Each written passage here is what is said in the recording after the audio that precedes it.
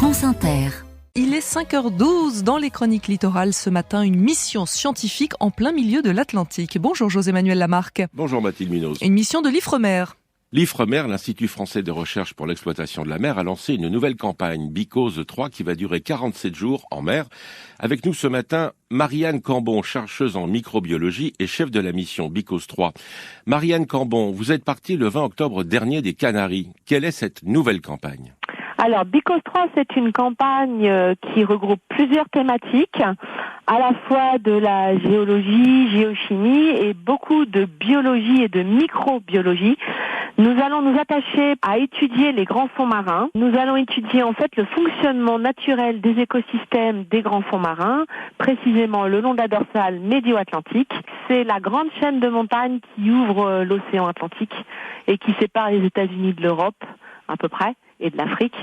Et donc cette grande chaîne de montagnes qui lézarde le fond de l'océan Atlantique est parcourue tout le long par des activités entre l'eau de mer de fond et justement cette dorsale qui est une zone d'activité géologique très forte de notre planète, avec beaucoup d'évacuation de chaleur, la remontée du magma, et avec l'eau froide du fond des océans, ça rentre en interaction.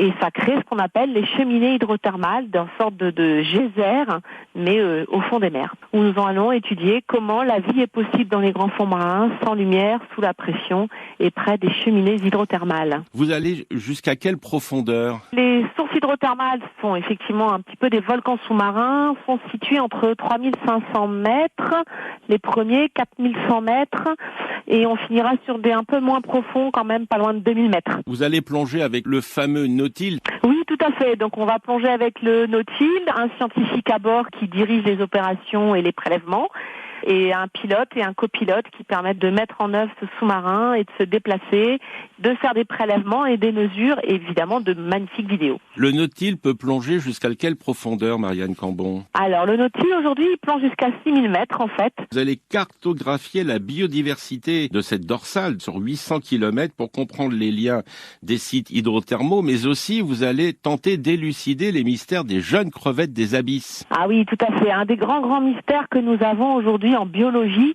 on comprend très très mal, voire on ne connaît pas, les cycles de vie des espèces profondes. Alors c'est un vrai point scientifiquement très important, puisque pour comprendre comment vivent et se développent et se reproduisent les espèces et les écosystèmes, il faut qu'on ait non seulement les adultes sous les yeux et qu'on puisse étudier, mais aussi les phases de reproduction et de dispersion des jeunes individus, les larves.